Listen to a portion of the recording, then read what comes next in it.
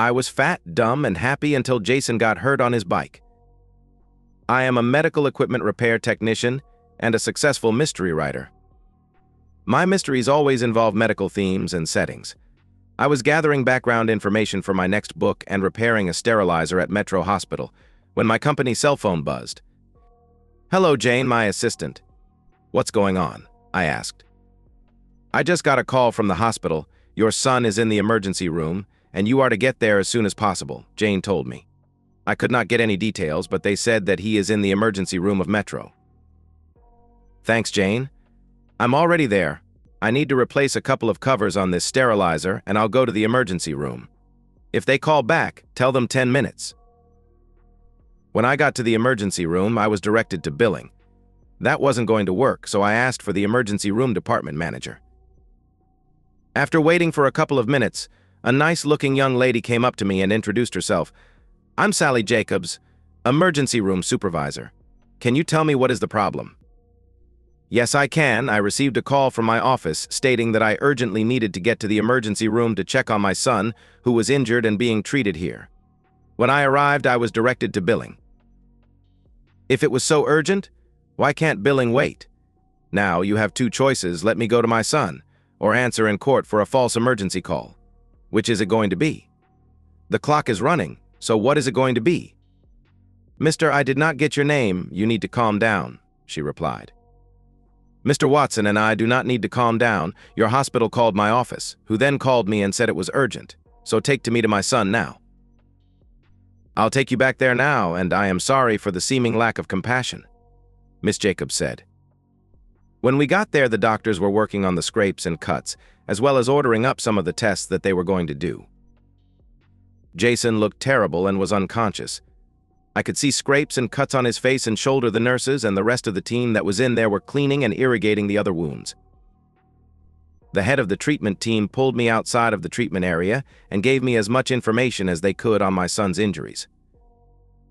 Jason had been riding home from school when a dog ran in front of his bike and he crashed while trying to avoid the dog. He apparently hit a brick and concrete wall when his bike flipped on the curbing. The injuries were extensive, but most were superficial. He was wearing a helmet, so while he suffered a concussion and was unconscious, there appeared to be no lasting brain damage. The cut, scrapes, and road rash were just going to need time to heal. He also had a broken wrist, sprained ankle, and a dislocated shoulder. The main concern was that the handlebar of the bike struck him in the kidney area, and there appeared to be some reduction in kidney function. The doctor said that they needed to be prepared to do a kidney transplant if the kidney function did not improve after a few days. Because of that possibility, they needed to test me for a tissue match. Of course, the first question was, when can I do this? "As soon as possible," the doctor said. "We are admitting your son for observation, so if you can do the testing today, we can be prepared if the operation is needed. We are keeping your son sedated until the swelling in his brain is reduced. The other injuries will be treated here in the emergency room before we move him to intensive care." "Okay, now that I know what is going on with Jason, let's go see billing. Doctor, would you set up the test?" That day, I was put in a bed next to Jason.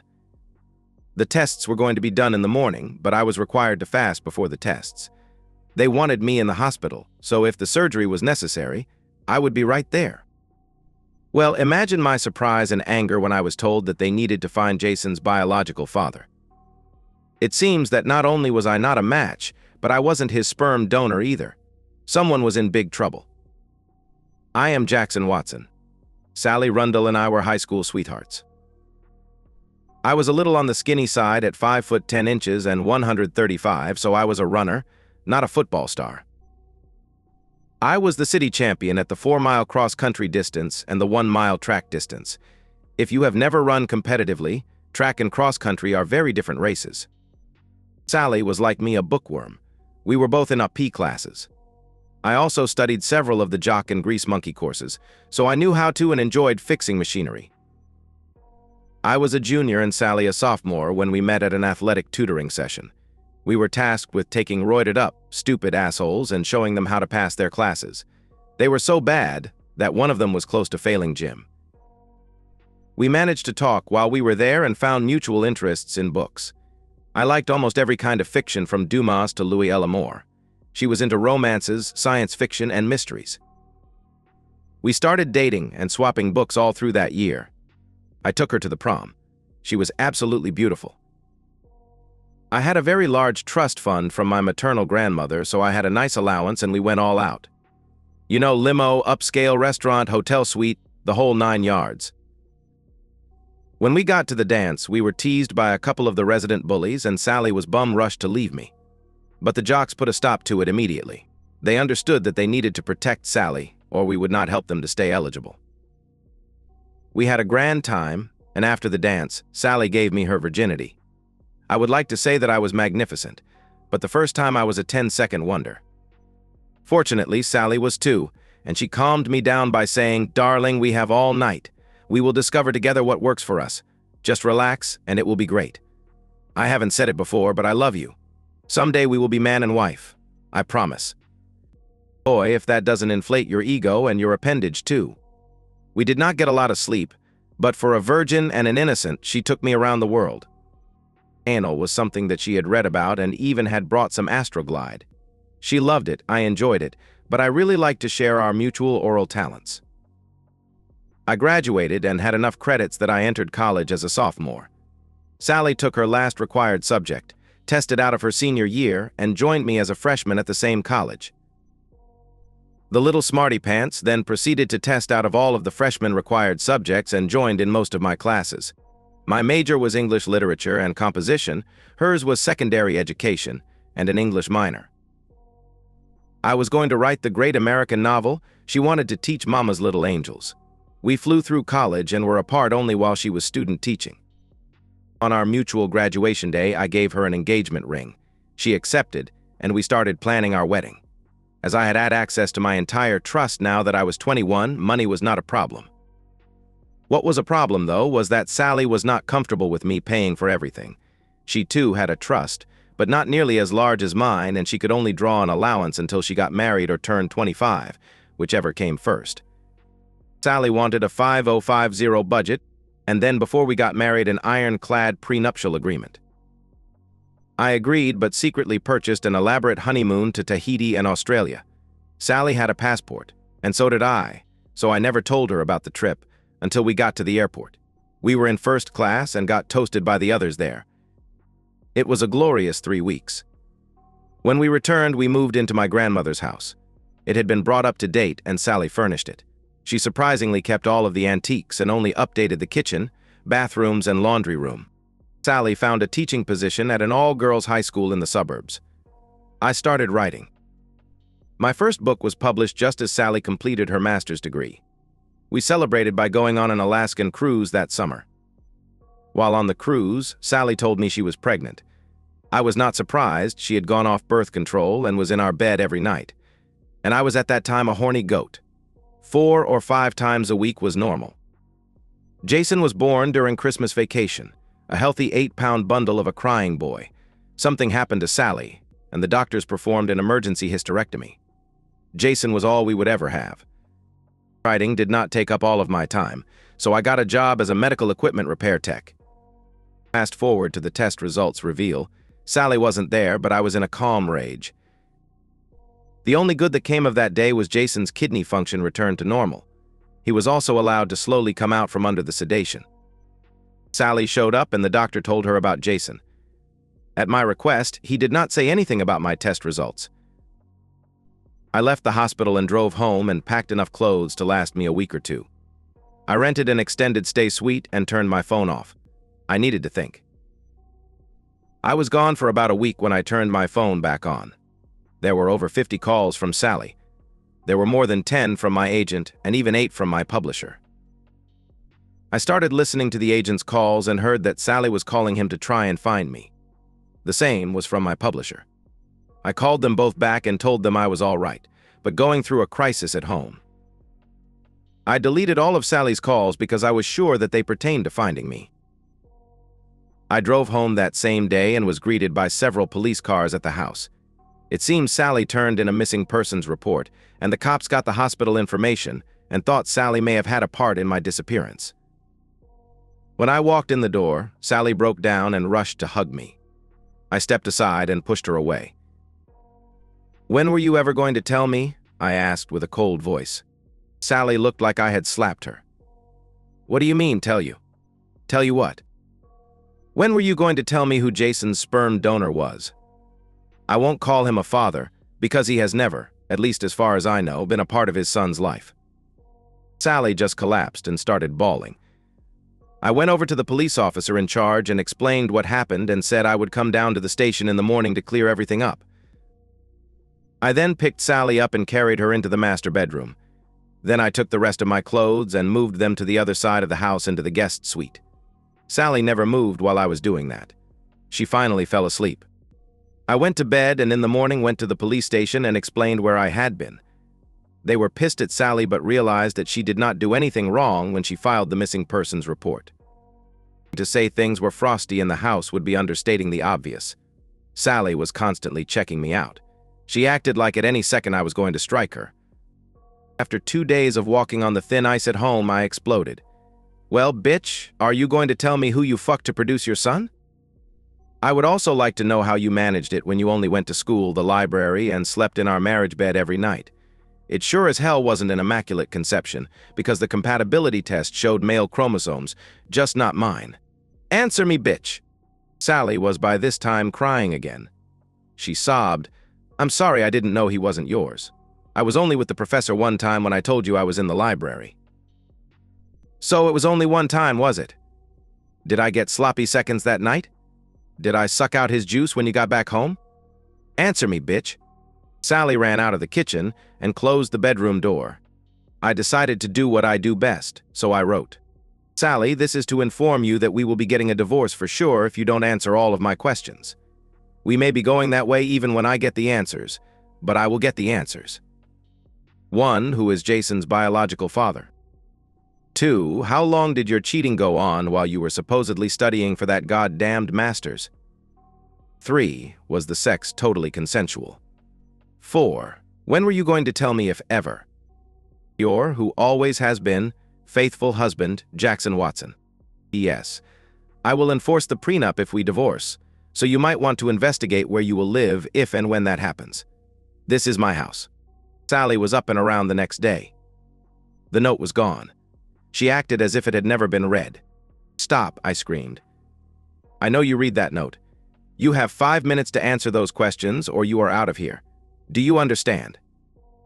She sat down, took the note out of the housecoat pocket, and looked at it.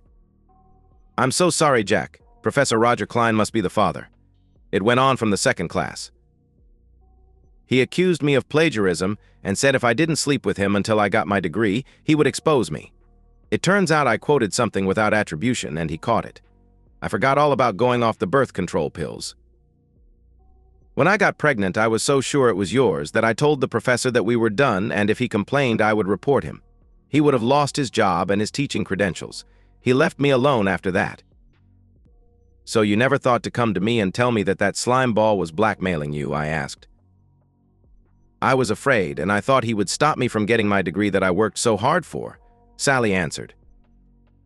"So you thought more of your precious degree than your forgotten marriage. Is that it?" "I was scared, now I am terrified that you are going to do something stupid and I will lose you," Sally replied. "I am going to do something. I'm going to sue the bastard back for child support and make sure that he never teaches again. I will spend every dime I have after our divorce to wreck him." "Our divorce, you said that you might not if you got the answers," Sally answered. "That is true, except you forgot the lie. When I first asked you, you said it was only one time. Now you are saying that it went on almost the whole semester. You do realize that if it had been only one time, that first time you would not have gotten pregnant with his baby, don't you?" "Please, Jack, I'll do anything. Anything to stay married to you," Sally answered. "Will you lie to me like you have been doing all these years?" I asked. She recoiled as if struck. "My God, I have been, haven't I? Can I please stay until Jason is released? I'm not going to kick you out, but once all of his damage is fixed, I expect you to take your son and leave. Do you understand?" "Yes," she replied.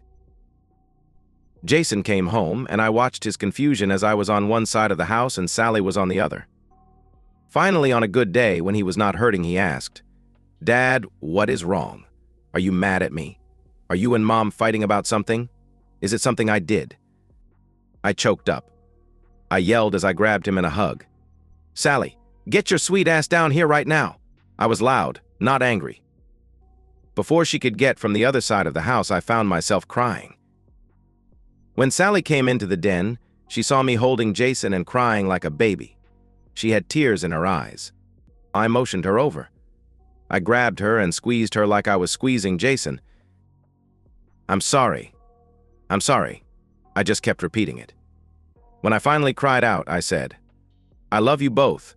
We will fix these problems together. Then I said, trying to lighten the mood, when all the casts come off, we are going on a trip. Tomorrow I am going to find a nice medium-sized RV motorhome and we are going to travel. Okay. Sally wiped the tears and looked at me. I mouthed later and hugged her, and for the first time since the discovery, I kissed her. Jason squeaked. Okay, Dad, I know you're not mad, but let me breathe. I let him go and started tickling him until he accidentally clubbed me with his arm cast. That afternoon, I moved my stuff back into the master suite. After Jason went to bed, I grabbed Sally and carried her into the den and plopped into my oversized recliner and placed her on my lap. Please don't interrupt. I am sorry for being a jerk. Jason is my son, regardless of the junk that dripped down your leg. I know now it was tantamount to rape. We will not go public, but I want you to make a deposition to chronicle the events. We will use that to get that asshole out of the teaching profession. He has probably done that same thing before. Then, when we get back from our little trip as a family, we will get some consoling and put this behind us. Now, seeing as you have been quiet as I made my speech, do you have anything to say, other than you're sorry? Yes, she squealed, yes to it all. Now I'm horny for my man, so you better make some catching up love to me and I will make some catching up love to you. Okay. I picked her up, carried her to the bed, and tossed her into it. As soon as she was out of my arms, my clothes seemed to fall off. Hers did too. They went everywhere. I was a broken man in the morning. Jason came into the bedroom and saw both of us there and jumped in bed with us. Sally was deposed the next day, and we made certified copies to give to the college administration and to the professor. We also wrote an offer to the professor that if he resigned and never taught again, we would not make it a public issue. The professor blustered, so we took the copy to the administration. The professor was gone that afternoon and without his severance or teaching credentials. When we returned from the trip, we entered consoling, and we are still together, but it isn't totally the same. I find myself looking for signs that Jason knows, or that Sally might be looking elsewhere. She looks at me like I am going to blow up and throw it in her face sometimes. Surprisingly, we do have arguments, but that is never mentioned. Jason will soon be going off to college, and Sally and I are moving to Hawaii. Life goes on, as the writer said. And that's the end of today's story. If you enjoyed it, please give this video a thumbs up and drop a comment below. Your support helps the algorithm push my content further. If you're new to the channel, don't forget to hit that subscribe button. It really helps me keep creating more stories for you. Thanks for watching, and I'll see you in the next one.